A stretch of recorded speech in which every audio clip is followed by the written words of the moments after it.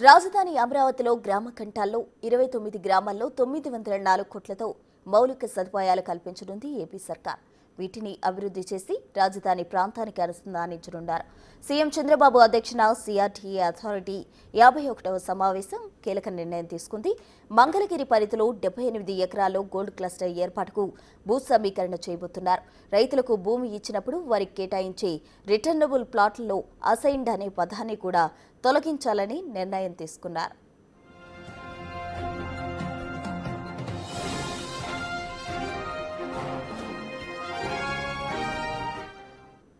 రాజధానిలో వైద్య రంగ అభివృద్ధి కోసం ఎస్ఆర్ఎం విట్లకు మరో 100 ఎకరాల చొప్పున కేటాయించారు. దాంతో డెంటల్, మెడికల్, పారామెడికల్ కళాశాలల స్థాపనకు అనుమతించనున్నారు. ఈ రెండు సంస్థలు మొదట 17,000 మంది విద్యార్థులతో ప్రారంభించి తరువాత అదనపు భూమి కోసం దరఖాస్తు చేసుకోవచ్చని స్పష్టం చేశారు.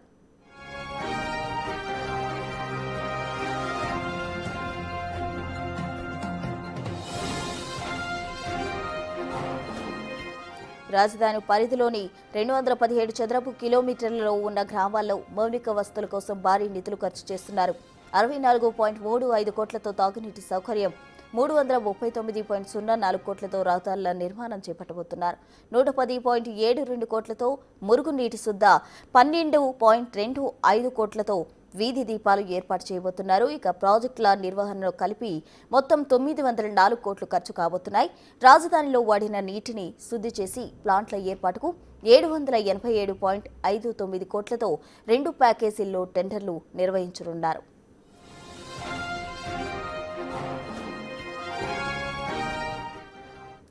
రాజధాని అమరావతిలో 29 గ్రామాల్లో 904 కోట్ల రూపాయలతో మౌలిక సదుపాయాలు ఏపీ ప్రభుత్వం కల్పించబోతుంది. దీనికి సంబంధించి పూర్తి డీటెయిల్స్ మా ప్రతినిధి శివ అందిస్తారు. అమరావతి నుండి శివ.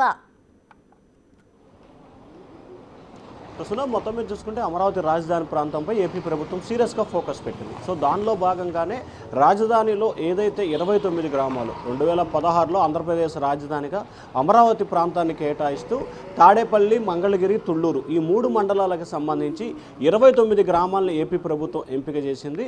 దీంట్లో దాదాపుగా రైతుల వద్ద నుంచి 33,000 ఎకరాలు, ప్రభుత్వానికి అటవీ, ఫారెస్ట్ భూములు, ఇటువంటి భూములన్నీ కలిపి కూడా మరొక 11,000 అంటే దాదాపుగా 44,000 ఎకరాలు అది. అలాగే మరికొన్ని ప్రభుత్వానికి సంబంధించిన భూములు కలిపి 53,000 ఎకరాల పైచీలు కూడా ప్రభుత్వం రాజధాని కింద కూడా కేటాయించింది. సో ఈ భూములన్నిటి కూడా అభివృద్ధి చేశారు. కొంతమంది రైతులు భూములు ఇచ్చారు, వారికి రిటర్నబుల్ ప్లాట్లు కూడా కేటాయించారు. అయితే రాజధానికి సంబంధించి గత 10 సంవత్సరాల కాలంగా పూర్తి స్థాయిలో వెనకబడిన నేపథ్యంలో రాజధాని ప్రాంతాన్ని అభివృద్ధి చేయాలనేది ప్రభుత్వం దృఢ సంకల్పంతో నిర్ణయం తీసుకుంది. దానిలో భాగంగానే 29 గ్రామాల అభివృద్ధికి పూర్తి స్థాయిలో ప్రణాళికను ఏర్పాటు చేస్తూ ఏపీ ప్రభుత్వం 914 కోట్ల రూపాయల నిధులు మంజూరు చేస్తూ కీలకమైన నిర్ణయం తీసుకుంది. 2 రోజుల క్రితం జరిగిన ఏపీ క్యాబినెట్లో కూడా ఈ 914 కోట్ల రూపాయలకు సంబంధించి కూడా ఏపీ క్యాబినెట్ ఆమోదం తెలిపింది.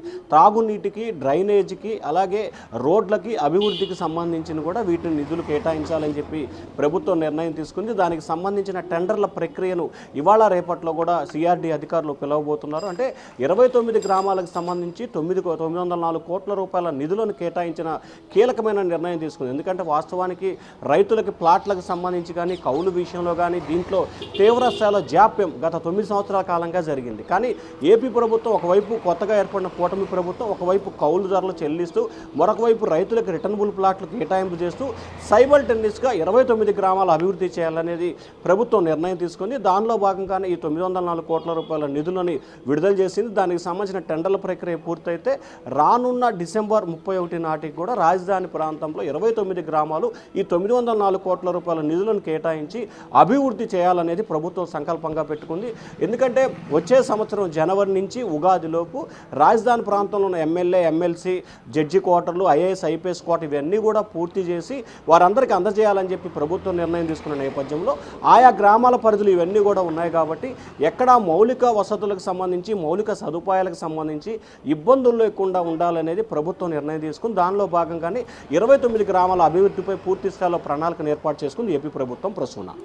Right, thank you, Shiva.